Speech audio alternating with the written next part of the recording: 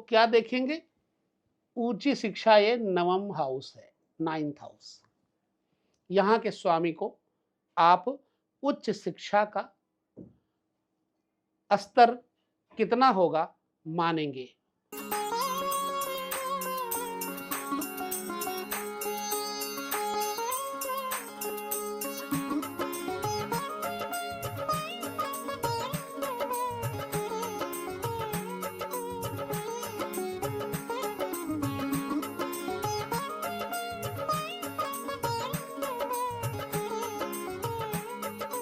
इस कुंडली से हम जानेंगे कि आप या आपका बच्चा या आपका भाई या आपका विद्यार्थी विद्या में निपुण है या नहीं, उच्च शिक्षा मिलेगी या नहीं।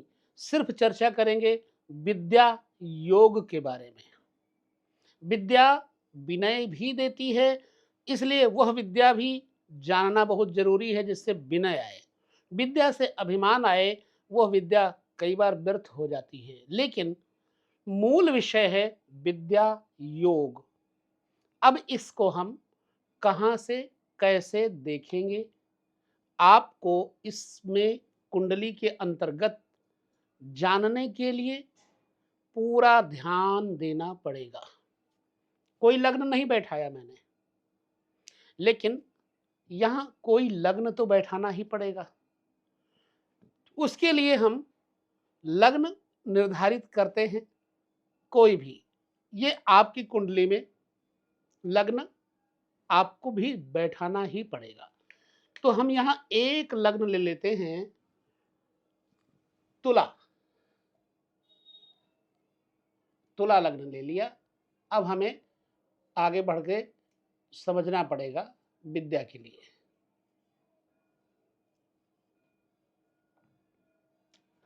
विद्या के सूत्रों को समझेंगे, विद्या योग के सूत्रों को जानेंगे। ध्यान से चलेंगे हम। विद्या के लिए शिक्षा का योग जान लेते हैं। जन्म कुंडली में लग्न का मजबूत होना आपके स्वास्थ्य, आपके औरा, आपके व्यक्तित्व को ठीक करता है। इसलिए लग्न का मजबूत होना बहुत जरूरी देखना चाहिए। लग्न से भी विद्या का बड़ा महत्व होता है, लेकिन विद्या के घर कौन से हैं उसके लिए हम चलेंगे। लग्न आप स्वयं सेल्फ हैं। द्वितीय भाव, चतुर्थ भाव, तृतीय भाव, मैं आपको नंबर के हिसाब से बताता हूं। विचार करना है इन सूत्रों का, जिसमें 5 सूत्रों को आप मुट्ठी बांध लें। नंबर 2, लग्न से बाद वाला घर, जिसे हम मुख, वाणी आदि कहते हैं। यदि किसी की वाणी तोतली है, बोल नहीं पाता है, तो विद्या कैसे हासिल करेगा। इसलिए विद्या के लिए द्वितीय भाव का होना, मजबूत होना बड़ा आवश्यक है। यहां द्वितीय भाव का स्वामी मंगल है। ये मंगल किस अवस्था में है?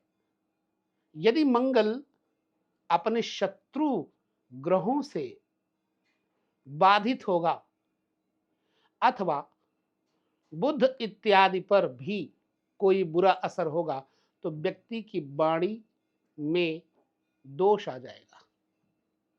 ठीक है, तो द्वितीय भाव वाणी या वक्तृत्व का है। चतुर्थ भाव स्कूली शिक्षा का भाव है। द्वितीय भाव वाणी वक्तृत्व का है, मुख है, नेत्र हैं, ठीक है, नासिका है, दंत पंक्तियां हैं, अधर हैं, ये सब। लेकिन मेन वाणी का प्रभाव। चतुर्थ भाव, 4th हाउस, ये भाव स्कूली शिक्षा का है। ठीक, पंचम भाव, जस्ट हम आते हैं पंचम भाव में। ये भाव क्या है? ये भाव बुद्धि बल का है, चातुर्य और स्मरण शक्ति का है। इसलिए जिसके पास बुद्धि बल नहीं है, चातुर्य नहीं है, स्मरण शक्ति नहीं है, वो आगे कंपटीशन में कैसे बैठेगा? इसलिए पंचम भाव का मजबूत होना, चतुर्थ भाव का स्थूली शिक्षा से मजबूत होना तथा द्वितीय भाव वाणी वक्तृत्व का मजबूत होना, ये पहली शर्त आपने पार कर ली, तब आगे बढ़ेंगे उच्च शिक्षा की तरफ। कोई व्यक्ति पूछे मेरे बच्चे को किस हद तक, किस क्लास तक आगे बढ़ना होगा, क्या ये उच्च शिक्षा प्राप्त करेगा अथवा नहीं? तो यहां पर हमने पहले आपको बता दिया वाणी का, वक्तृत्व और चतुर्थ भाव जो स्कूली शिक्षा है, और पंचम भाव जो बुद्धि बल चातुर्य स्मरण शक्ति को दर्शाता है। हमारे कुछ सूत्र महात्माओं ने दिए हैं। काकचेष्टा, बकोध्यानम, श्वान निद्रा सर्वत्र च, अल्पहारी गृह त्यागी विद्यार्थी पंचलक्षणा। यानी कौवे की तरह चतुर, बगुले की तरह ध्यानी और कुत्ते की नींद की तरह सोने वाला, कम खाने वाला और घर का त्याग करने वाला जो व्यक्ति होगा, घर से मोह नहीं करेगा, वही ऊंची शिक्षा की तरफ जाएगा। अब 1 2 3 शर्तें पार हो गई, तो अब आपको ऊंची शिक्षा की तरफ ले जाना अपने बच्चे को है। तो क्या देखेंगे? ऊंची शिक्षा ये नवम हाउस है, 9th हाउस। यहाँ के स्वामी को आप उच्च शिक्षा का स्तर कितना होगा मानेंगे। यहाँ का स्वामी उच्च शिक्षा दर्शाता है। चलिए, नवम भाव के बाद एक भाव और है। शिक्षा पूर्ण होगी, पूर्णता के लिए कहां तक हद होगी इसकी, किस पर जाकर के ये शिक्षा विराम दे देगा, तो क्या देखेंगे उसके लिए, है ना? बिल्कुल प्रैक्टिकल विषय। और आप ये अपने जीवन में उन लोगों की कुंडलियों को देख करके निर्णय ले सकते हैं, स्पष्ट कर सकते हैं, जिनकी कुंडलियां आपके पास आती होंगी। वो स्थान है 12th हाउस।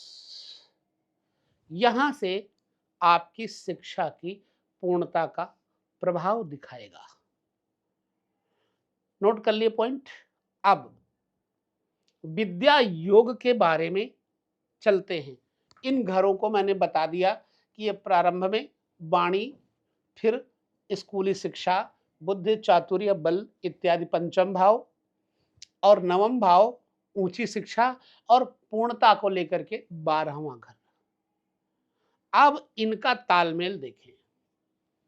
किसी व्यक्ति या किसी बालक की कुंडली में चतुर्थेश और पंचमेश की दृष्टि या युति शुभ भाव, केंद्र, त्रिकोण आदि में हो तो उसको विद्या योग की प्राप्ति होती है। मैं पहले कह दूं कि छठे, 8वें, 12वें के साथ कोई संबंध ना हो तो यह विद्या योग प्रबल योग बनता है। जैसे यहां पर चतुर्थ और पंचम भाव के स्वामी शनि ही हैं, किंतु मान लो यहां पर वृश्चिक लग्न होता तो यहां पर मीन आ जाता, तो चतुर्थेश और पंचमेश बृहस्पति और शनि हो जाते, और वो बृहस्पति शनि पंचम में या चतुर्थ में या लग्न में, लग्नेश के साथ, चतुर्थेश के साथ, या दशम में, दशमेश के साथ, नवम में या नवमेश के साथ होते, तो ऐसे व्यक्ति को विद्या योग से बलि जानना चाहिए। चतुर्थेश और पंचमेश का परस्पर संबंध भी विद्या को प्रबल करता है। चतुर्थेश और पंचमेश, चूंकि यहां एक ही लग्न हमने लिया, उसमें शनि ही आ रहे हैं, परंतु आपको स्वयं जान लेना है। दूसरी बात, किसी व्यक्ति की कुंडली में द्वितीयेश और चतुर्थेश का पारस्परिक संबंध, द्वितीयेश और चतुर्थेश का पारस्परिक संबंध, द्वितीयेश और चतुर्थेश यदि आपस में देखते हो या फिर एक जगह बैठे हो तो व्यक्ति को विद्या में, चातुर्य में विद्या योग कहा जा सकता है। तीसरा पॉइंट लीजिए, चतुर्थ भावेश, जो चतुर्थ का स्वामी है वो पंचम में चला जाए और पंचम का स्वामी चतुर्थ में चला जाए, तो ऐसे व्यक्ति को विद्या योग वाला समझना चाहिए। चलिए, लग्नेश और पंचमेश का स्थान परिवर्तन हो तो जातक बड़े उच्च शिक्षा का पात्र होता है। जैसे जो पंचमेश और लग्नेश है, मान लो पंचमेश यहां बैठ जाए इस जगह पर, और सब जो लग्नेश है वो आकर के यहां बैठ जाए, ये परिवर्तन योग अगर है तो जातक उच्च शिक्षा प्राप्त करता है। विद्या लाभ के लिए चतुर्थ, नवम, 11वां भाव और इनके स्वामियों पर विचार करने के साथ बुध पर भी विचार कर लेना चाहिए। यह बहुत आवश्यक है, क्योंकि बुध वाणी का प्रतीक है, स्मृति का प्रतीक है, विद्या का कारक भी बुध है। स्वक्षेत्रीय, उच्चस्थ या मित्र क्षेत्रीय होने पर बुध श्रेष्ठ विद्या प्रदायक होते हैं। चतुर्थेश या चतुर्थ भाव के कारक, यहां पर चतुर्थेश शनि है, लेकिन चतुर्थ भाव के कारक सदैव चंद्रमा होते हैं। चतुर्थेश या चतुर्थ भाव के कारक ग्रह की दशा, स्कूली शिक्षा, नवमस्थ ग्रह या नवमेश की दशा, उच्च शिक्षा तथा व्यय भावेश, व्ययस्थ ग्रह या व्ययेश की दशा शिक्षा की पूर्णता देता है। फिर से आपको प्रैक्टिकल समझना होगा। चतुर्थेश और चतुर्थ भाव के कारक, जैसे यहां पर चतुर्थेश शनि है लेकिन कारक चंद्रमा है, इनकी दशा चल रही हो या शनि की या चतुर्थ के कारक चंद्रमा की, तो व्यक्ति की शिक्षा पूर्णता की तरफ आगे बढ़ती है। नवमस्थ ग्रह जो बैठा हो, मान लो यहां पर बुध या कोई ग्रह बैठा हो, मान लो सूर्य बैठा है, नवमस्थ सूर्य बैठा हुआ है, नवमस्थ ग्रह या नवमेश बुध, नवमेश बुध है और नवमस्थ सूर्य है, इन दोनों में से चाहे सूर्य की दशा चले या बुध की दशा चले, तब भी जातक की शिक्षा पूर्णता की तरफ जाती है। व्यय भाव में बैठा हुआ ग्रह मान लो बृहस्पति है, ठीक है, और व्ययेश की दशा व्यक्ति की शिक्षा की पूर्णता का दर्शन करवाती है। इस कुंडली के माध्यम से आपको मैं, बोर्ड के माध्यम से मैं आपको समझा रहा हूं, इसलिए कि आपको आसानी से पकड़ में आ जाए हर बात। यदि राहु का संबंध द्वितीय भाव या चतुर्थ भाव से हो, याद रखें, द्वितीय भाव या चतुर्थ भाव से संबंध राहु का हो, तो व्यक्ति की राहु की दशा शिक्षा भंग कर देती है। क्यों? कि राहु पाप ग्रह कहा जाता है। जन्मांग के द्वितीय भाव के स्वामी और चतुर्थ भाव के स्वामी, द्वितीय भाव के स्वामी, चतुर्थ भाव के स्वामी, द्वितीयेश और चतुर्थेश, यदि D24 में कुंडली में शुभ स्थान केंद्र त्रिकोण में हो अथवा शुभ ग्रहों से दृष्टि युति करे तो जातक की शिक्षा निर्बाध रूप से चलती है। और दशा स्वामी यदि चतुर्विंशांश यानी D24 चार्ट में उच्चस्थ स्वक्षेत्री मित्र क्षेत्री बैठे हों तो जातक शिक्षा के क्षेत्र में श्रेष्ठ सफलता हासिल करता है। याद रखिए, इन योगों को आपने जरूर याद रखना है। विद्वान ज्योतिषियों ने मंगल, शनि, राहु और केतु को, फिर से समझिएगा, मंगल, शनि, राहु, केतु ये तकनीकी शिक्षा का स्तर बताते हैं। राहु, केतु, शनि, मंगल टेक्निकल स्टेटस आपकी पढ़ाई को लेकर बताते हैं। इन ग्रहों का संबंध अगर द्वितीय भाव, चतुर्थ या पंचम भाव के साथ अथवा बुध तथा बृहस्पति से बनाते हो तो जातक वाणिज्य अर्थशास्त्र में शिक्षा प्राप्त करता है। कितना बेहतर पॉइंट आपको मिल रहा है, आप नोट कर लीजिएगा। द्वितीय, चतुर्थ, पंचम भाव का संबंध भी अगर बुध और गुरु से है तो जातक वाणिज्य अर्थशास्त्र में अच्छी शिक्षा प्राप्त करता है। द्वितीय, चतुर्थ, पंचम भाव यानी भावेश का संबंध अगर चंद्रमा और शुक्र से है तो जातक कला क्षेत्र में निपुण होता है, आर्ट में निपुण होता है, किसी भी कला में। द्वितीय भाव वाणी, चतुर्थ भाव स्कूली शिक्षा, पंचम भाव बौद्ध बुद्धि, चातुर्य, स्मृति आदि का। इन तीनों का संबंध यदि चंद्रमा अथवा शुक्र से हो तो जातक को कला क्षेत्र में निपुणता मिलती है। तो जब भी कभी आप किसी की कुंडली देखें और वो प्रश्न करें कि शिक्षा किस स्तर की होगी, तो इस तरह के संबंध सूत्रों को मिलने पर आप कह सकते हैं कि इस प्रकार की शिक्षा होगी और इस स्थिति में शिक्षा पूर्ण होगी या अपूर्ण होगी।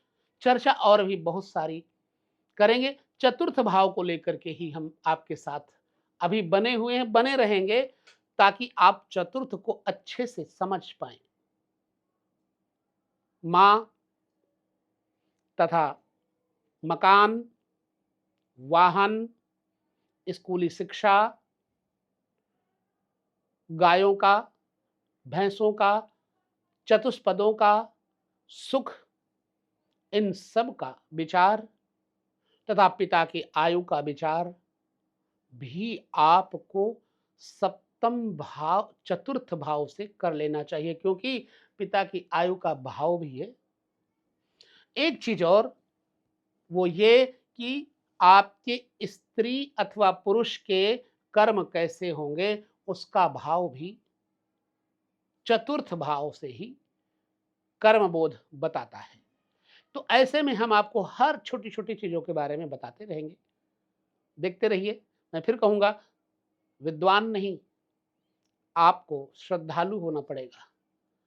शिक्षा के लिए साधना करनी होगी, गुरु के प्रति उपासना करनी होगी, दृढ़ता के साथ इष्ट की उपासना से गुरु के समक्ष बैठ करके उनके कहे हुए शब्दों का पूर्ण रूपेण आत्मसात करने के उपरांत आप ज्योतिषी बन सकते हैं। ज्योतिष बनना और ज्योतिषी होना, ये दोनों बातें अलग की हैं। कुछ लोग बने बनाए ज्योतिषी होते हैं, इंट्यूशन पावर होती है। कुछ लोग ज्योतिष सीख करके बनते हैं, उनका बोध भी होना ज़रूरी है। यह भी हम आगे के विषयों में संदर्भों को लेकर के चलेंगे। तो लगातार आप यदि सीख रहे हैं, तो हर वीडियो को ध्यान से देखिएगा। विदा लेते हैं। नमस्कार, जय श्री कृष्ण।